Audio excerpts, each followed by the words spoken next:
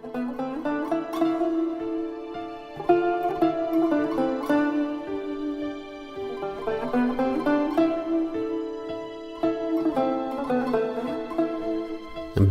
fevral G'ulji inqilobi Sharqiy Turkiston yaqinqi zamon tarixidagi Xitoyga qarshi ilib berilgan portlash xarakterli inqilob.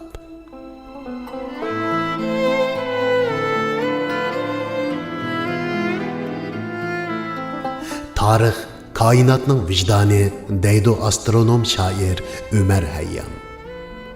Shundoq bundan 20 yil burun Sharqiy Turkiston deb atiladigan bir jo'grafiyadagi kichkina shahar G'uljida yuz bergan G'ulja 5 fevral inqilobi insoniyat tarixiga tamg'isini urgan koinotning shundoqla Uyg'ur xalqining vijdoniy ovozi. To'lgan bedellar, tuproqda yotgan shehidlar bu vijdoniy ovozni Uyg'ur tarixining oltin betlariga qo'ndirishimizni kutmoqda. Qahramoni bo'lmagan bir millatning kelajagi bo'lmaydi. Uyg'ur xalqi tarixning har qaysi davrlarida o'z qahramonlari, shehidlari va kurashchilari bilan faxrlanib kelgan bir millat. 5 fevral arxivlari Uyg'ur xalqining qahramonlik tarixi ichidagi qarmoqning qasriqidek bir bo'ligi. Biz tarixning ko'milib qilishini, vijdonning ko'milib qilishi deb qaraganligimiz uchun qo'limizga qalam oldik. Allah bizga intayin yuqori yaratish mo'jizasi bilan bergan anglash va so'zlash iqtidorimizni ishga solib, bu qahramonlik dastoniga shohid bo'lganlarning aytganlariga quloq berdik. 5 fevral G'ulji inqilobi haqida bilmaydiganlarimiz biladiganlarimizdan ko'p. So'zlayli, yozayli. Tariximiz oq qog'oz bo'lib qolmasin. Sharq Turkiston mustaqilligini qo'lga keltirish yo'lida issiq jonlarini taqdim qilgan, Allah yo'lida shehid bo'lgan barliq Sharq Turkiston o'g'il qizlariga Allah jannatul firdavsni taqdim. Jannatul firdavsni taqdim. Jannatul firdavsni taqdim.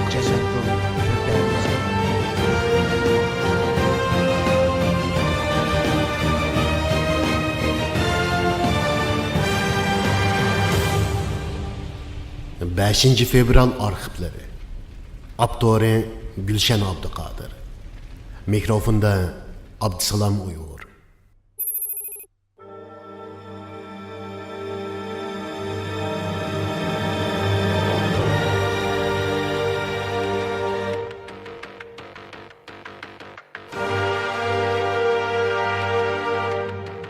Bir 1997 yılı 5 fevral G'ulji inqilobining yuz berganiga to'p-to'g'ri 20 yil bo'ldi.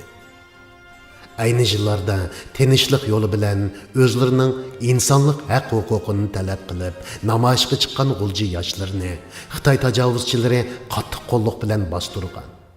Nurg'unlagan yoshlar turmalarda qiyin qistoqlarga bardoshlik berolmay shehid bo'lgan.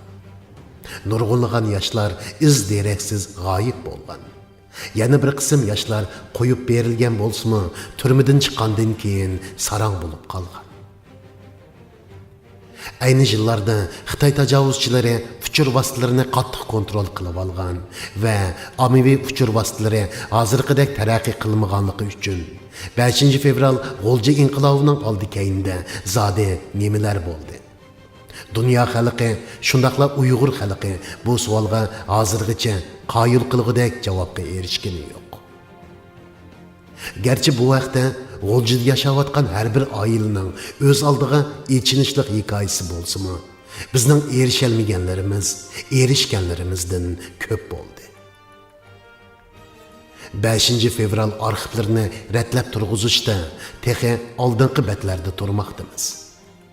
Xitoy tajovuzchilari nazarida 5 va 6 fevral kunlari urush, cheqish, bulash harakatining boshlamchisi, milliy bo'lguncha vatanni og'dirishga uringan unsur, diniy asabiy, terrorist, Ammo Uyg'ur xalqi nazarida G'oljini markaz qilgan, butun Ili vodisida unutilib qilish girdoviga berib qilayotgan Uyg'ur an'anaviy mashrifini qayta jonlantiruvchi 90-yillardagi milliy va diniy uyg'unish harakatining bayroqdori, 5 fevral G'olji namoyishining sarkardisi, Uyg'ur xalqining suyumlik o'g'li, Uyg'ur millatining esil munavvar jangchisi deb ta'riflanib kelayotgan Abduxelil Mijit ana shu 5 fevral arxivlarida eng avval ko'zga chiliqadigan kishilarning biri. Bugun biz 5 fevral G'olji inqilobiga tamg'isini urgan shaxslardan Abduxelil Mijitning arxivini varaqlaymiz. Abduxelil Mijit kim? Nima uchun u qisqagina vaqt ichida G'oljini markaz qilgan Ili vodisidagi butun yoshlarni o'ziga moyil qila olgan sarkarda va yo'lboshchi bo'la oldi? Nima uchun Xitoy tajovuzchilari Abduxelil Mijitning harakatlaridan shuncha sarosimga tushdi? Bu savollarga javob izlaymiz.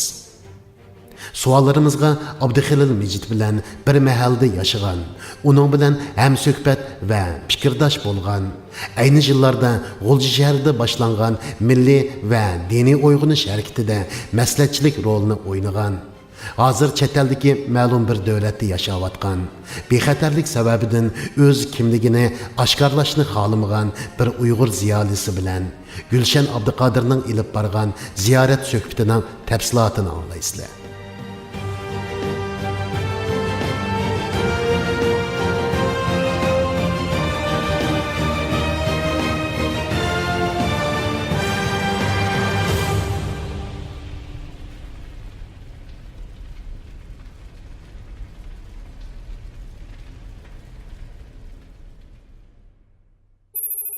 Siz şu Abduxelil G'olji shahrining qayerda tug'ilgan, qancha yil tug'ilgan, shu Abduxelilning azroq bir tarjimonini bir so'zlab bergan bo'lsangiz oldi bilan.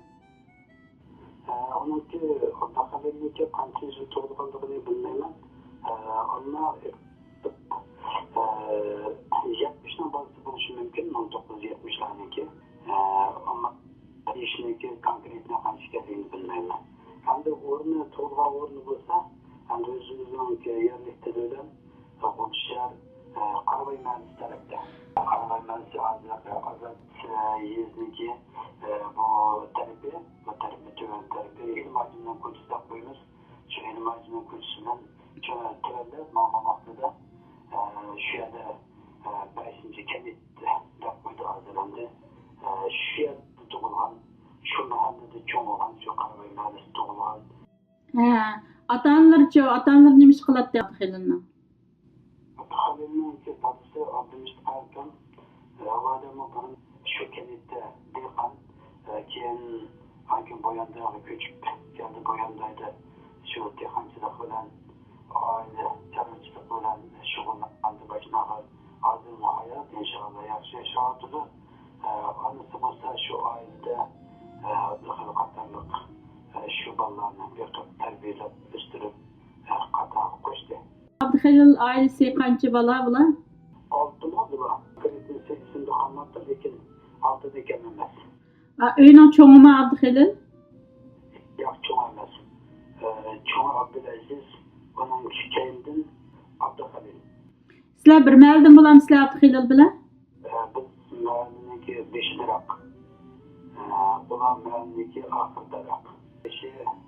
Tepçi mahallenin ahiri kökçülükten ötkende anadaki bu Abduxelil'lerin mahallesi Qarabay mahallesi idi.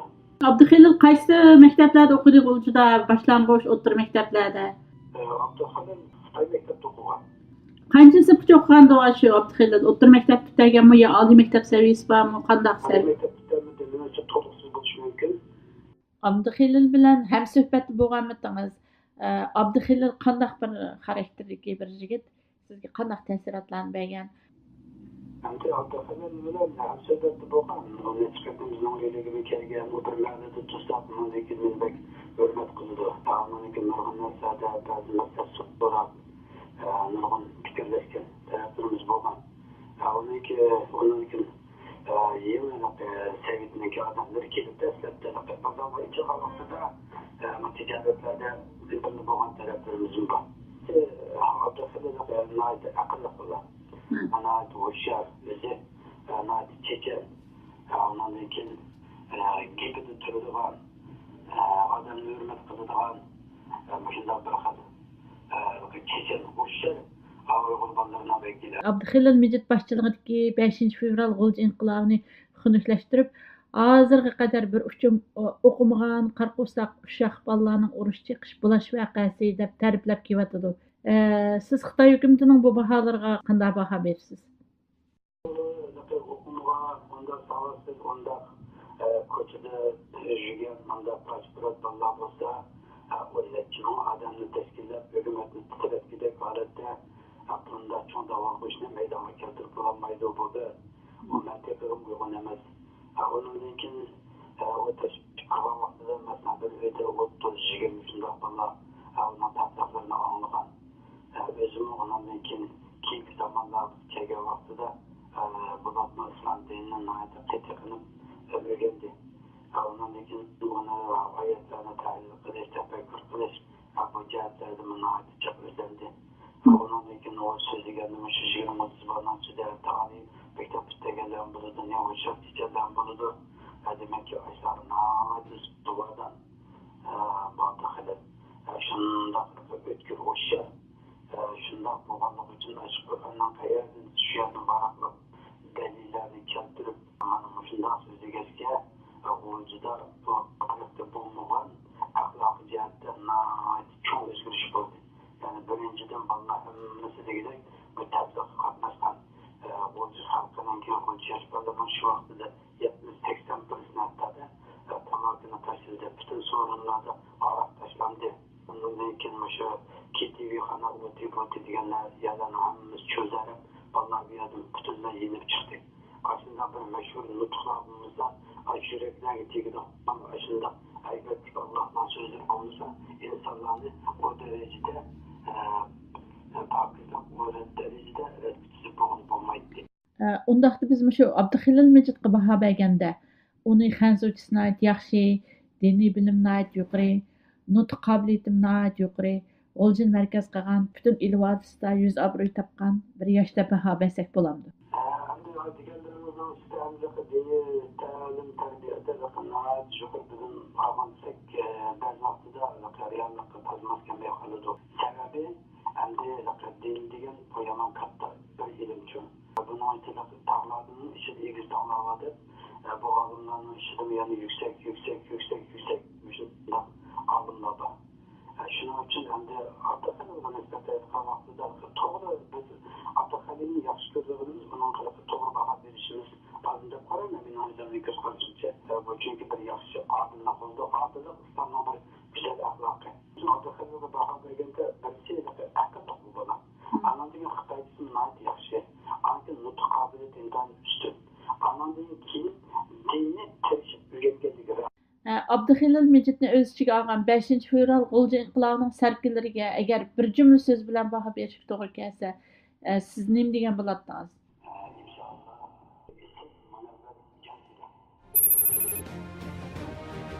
Vaqt munosabati bilan bu qitimliq programmamiz mushga oxirlashdi. Kelar qitimliq programmamizda 5 fevral arxivlari hujjatlik filmining 2-qismi huzuringlarda bo'ladi.